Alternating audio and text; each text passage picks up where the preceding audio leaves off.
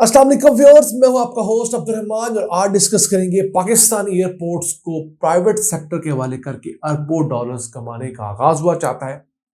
पाकिस्तान के तीन बड़े इंटरनेशनल एयरपोर्ट्स कराची, लाहौर और इस्लामाबाद हैं और इनमें से दो ऐसे हैं जो जिस कैपेसिटी के लिए बनाए गए आज तक उतनी कैपेसिटी इन्होंने इस्तेमाल ही नहीं की। यानी जितने मुसाफिर उन्होंने हैंडल करने थे आज तक कभी इतने मुसाफिर इन पर उतरे नहीं, और जितना कार्गो ये हैंडल कर सकते हैं कभी इतना कार्गो इनके पास आया ही नहीं।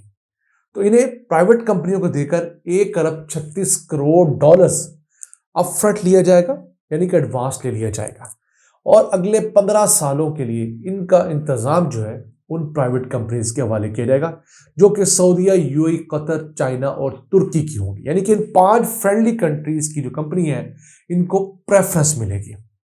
डेवलपमेंट तो एक हिसाब से बहुत अच्छी है कि चले हमारे एयरपोर्ट्स का इंतजाम कुछ बेहतर होगा। अगर आप देखें दुनिया भर में, दुबई एयरपोर्ट है, दोहा एयरपोर्ट है, उन्होंने अपने एयरपोर्ट्स का एक एक फुट इस्तेमाल में किया हुआ है। कहीं पर ड्यूटी फ्री शॉप्स बनी हुई हैं, कहीं पर कैफेज हैं, रेस्टोरेंट्स हैं, इसके अलावा मुख्तलिफ एक्टिविटी है। वो इकोनॉमिक एक्टिविटी जब जनरेट होती है, मुसाफिरों के पास ऑप्शन होती है एयरपोर्ट लाउंज में जाकर खाना खाने की, शॉपिंग करने की, तो वो पैसे स्पेंड करते हैं, उससे रेवेन्यू बढ़ता है। जबकि हमारे यहाँ अगर आप लाहौर एयरपोर्ट के डोमेस्टिक लाउंज में चले जाएं तो आपको एक अच्छा कैफेटेरिया नहीं मिलेगा, आपको छोटी सी एक टक शॉप मिलेगी फजूल सी। तो आपके पास ऑप्शंस ही नहीं है। अगर आप खाना खाना चाहें, कहीं से ट्रैवल करके आ रहे हैं और आपने पाकिस्तान के अंदर, पंजाब के अंदर कनेक्टिंग फ्लाइट लेनी है, कोई और इशू है, तो आप भूखर है ना बेहतर समझेंगे, या वो फजूल सा खाना खाएंगे जो नॉर्मली हमारी फ्लाइट्स में दिया जाता है। तो हमने खुद अपने यहाँ रेवेन्यू जनरेशन के ऑप्शन क्रिएट करने का मौका ही नहीं दिया, क्योंकि सरकारी इदारे हैं, सिविल एविएशन अथॉरिटी वो भी एक सरकारी इदारा है, उनको क्या फर्क पड़ता है अगर एयरपोर्ट वीरान पड़े रहे। बड़े बड़े एयरपोर्ट्स हैं और वीरान पड़े हुए हैं, कोई कमर्शियल यूटिलाइजेशन नहीं है, कोई एक्टिविटी वहां नहीं हो रही, और फिर हम करते क्या है, इदारे नुकसान में जाते हैं तो उनको टैक्स पेयर के पैसों से या बैंकों से सूद पर पैसे लेकर फंड करना शुरू कर देते हैं। अब बात करें पाकिस्तान एयरपोर्ट्स की, तो इन तीन में से दो एयरपोर्ट्स जो कराची के अलावा लाहौर और इस्लामाबाद है, ये अपनी फुल यूटिलाइजेशन से 40% कम मुसाफिर और कार्गो हैंडल करते हैं। कैसी बात है, लाहौर कितना बड़ा स्टेशन है, 1.5 करोड़ की आबादी है इस शहर की, और ये आज तक अपनी फुल कैपेसिटी पे नहीं चला एक दिन के लिए भी। इस्लामाबाद एयरपोर्ट इतना बड़ा जिन साइज का एयरपोर्ट बनाया गया लेटेस्ट, लेकिन वो भी अपनी कैपेसिटी पे नहीं चल सका। चलो उम्मीद करते हैं कि डिसीजन के बाद ये दोनों एयरपोर्ट्स अपनी फुल कैपेसिटी पे चलेंगे, तो जहां हुकूमत को एक एडवांस 1 अरब 36 करोड़ डॉलर्स की खतीर रकम आएगी, वहीं पर हुकूमत के पास टैक्सेस कलेक्ट करने के मौके भी होंगे। प्राइवेटाइजेशन अगर नीयत से की जाए, अच्छे इंटेंट से, और एक प्रॉपर लोगों को फ्री हैंड देने के बाद फ्री एंड फेयर तरीके से दी जाए, तो उसका बहुत फायदा होता है। हमारे यहाँ नॉर्मली जो प्राइवेटाइजेशन की जाती है उसमें अपने लोगों को अकोमोडेट किया जाता है, उसके बेनिफिट्स कम होते हैं। मैं मिसाल देता हूँ, हबीब बैंक की जो प्राइवेटाइजेशन हुई वो मेरे नज़दीक बहुत डाउटेड थी, बहुत सारे उसमें इश्यूज थे, लेकिन चले हैविंग सेड दैट, उसकी प्राइवेटाइजेशन के बाद अब हबीब बैंक पुराने हबीब बैंक से शायद 100 गुना बेहतर हो गया है। ऑल्दो आज भी हबीब बैंक की जो क्वालिटीज हैं, जो कस्टमर सर्विस है, वो नहीं जो दुनिया में एवरेज बैंक की होती है। बड़ा बैंक है, उनको फर्क ही नहीं पड़ता वो कस्टमर आए या ना आए, लेकिन पहले की निस्बत जब एक सरकारी स्कूल में और हबीब बैंक के अंदर फर्क नहीं हुआ करता था, वो चीजें बेहतर जरूर हुई हैं। फिर हबीब बैंक से जितना रेवेन्यू, जितना टैक्स कलेक्ट करती है हुकूमत, पहले इसका 10% भी कलेक्ट नहीं करती थी। तो प्राइवेट सेक्टर को देने का फायदा ये होता है कि चीजों के अंदर एफिशिएंसी आ जाती है। प्राइवेट सेक्टर अपने एसेट को बेहतर तरीके से मैनेज करता है, उसका एक एक फुट, एक एक इंच यूटिलाइज करता है, रेवेन्यू जनरेट करता है, खुद भी कमाता है, हुकूमत को भी देता है, और इसके अलावा लोगों के साथ भी शेयर करता है, उनको जॉब्स देता है। इस पब्लिक प्राइवेट पार्टनरशिप के जिस मोड के तहत पाकिस्तान अपने 3 एयरपोर्ट्स लीज करने जा रहा है, उसको अगर हम ग्लोबल जॉनरा में देखें तो दुनिया की 40% ग्लोबल एयर ट्रैफिक प्राइवेट कंपनियों की तरफ से मैनेज किए जाने वाले इंटरनेशनल एयरपोर्ट्स पे उतर रही है। यानी इंटरनेशनल एयरपोर्ट्स तो मुल्कों की मिल्कियत है, लेकिन उन्हें आगे आउटसोर्स कर रखे हैं प्राइवेट कंपनियों को, ताकि उनकी मैनेजमेंट बेहतर हो।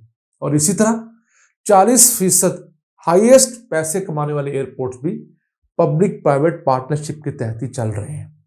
इंडिया ने अपने 8 बड़े एयरपोर्ट्स जो हैं इसी के तहत आउटसोर्स कर रखे हैं, जिनमें दिल्ली का एयरपोर्ट है, मुंबई का एयरपोर्ट है, बेंगलुरु, हैदराबाद का एयरपोर्ट है। तो पाकिस्तान इब्तदाई तौर पर 3 एयरपोर्ट्स कर सकता है। फ्यूचर में निस्बतन दरमियाने दर्जे के एयरपोर्ट्स, मसलन मुल्तान का एयरपोर्ट, फैसलाबाद का, पेशावर का, कोयटा का, ये एयरपोर्ट भी आउटसोर्स किए जा सकते हैं। इससे वहां पर जो कंपनियां आएंगी कोशिश ये करेंगी कि वो किसी तरीके से दुनिया भर की कनेक्टिंग फ्लाइट्स इन एयरपोर्ट्स के जरिए कनेक्ट करें, ताकि यहां पर पैसेंजर्स का फुटफॉल बढ़े, उससे रेवेन्यू जनरेशन होगी। फिर इन एयरपोर्ट्स के दूध के अंदर मुख्तलिफ किस्म की कमर्शियल एक्टिविटीज जो हैं उनको फोकस किया जाएगा, इनकी एफिशिएंसीज बढ़ाई जाएंगी। ऐसे मुलाजमीन जो काम नहीं करते उनको निकाला जाएगा, काम करने वाले मुलाजमीन को रखा जाएगा।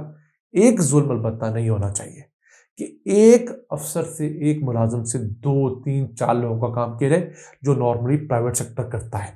उसके लिए हमें मुल्क के अंदर लेबर लॉज तगड़े करने होंगे। अब हुकूमत ने जिस काम को इनिशिएट किया है, ये वर्ल्ड बैंक का इदारा है, इंटरनेशनल फाइनेंस कॉर्पोरेशन, जो कि इस तरह की बड़ी बड़ी डील्स के अंदर मदद करता है।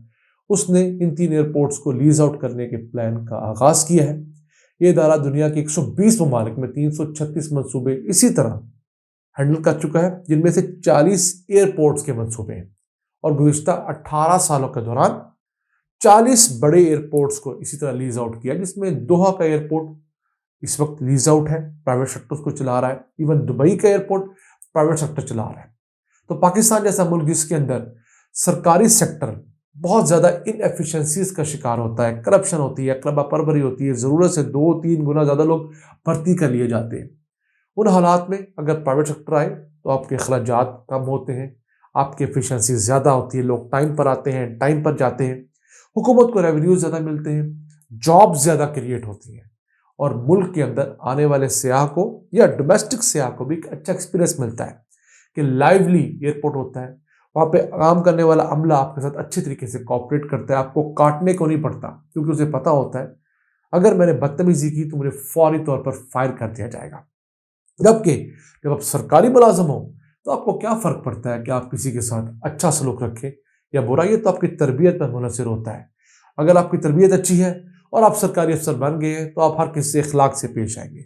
लेकिन अगर आपकी तरबियत बदकिस्मती से वालिदैन ने सिर्फ पैसा कमाने के लिए की है या तरबियत की ही नहीं, तो सरकारी अफसर बनने के बाद आप सिर्फ सरकारी सीट इंजॉय करेंगे, प्रोटोकॉल इंजॉय करेंगे, ताकत इंजॉय करेंगे, लोगों की वो खिदमत नहीं करेंगे जो की जानी चाहिए। पाकिस्तान में एयरपोर्ट्स की मलकियत ट्रांसफर नहीं होगी, सिर्फ 15 साल के लिए इनकी मेंटेनेंस, इनकी ऑपरेशंस और इस तरह की दीगर चीज़ें आउटसोर्स की जाएंगी। 15 साल बाद ये एयरपोर्ट्स वापस सिविल एविएशन अथॉरिटी के हवाले किए जाएंगे, फिर हम नई बिड के जरिए किसी नई कंपनी को देंगे। ये था आज का एपिसोड। अपने मेजबान अब्दुल रहमान को इजाजत दीजिए। अल्लाह निगहबान।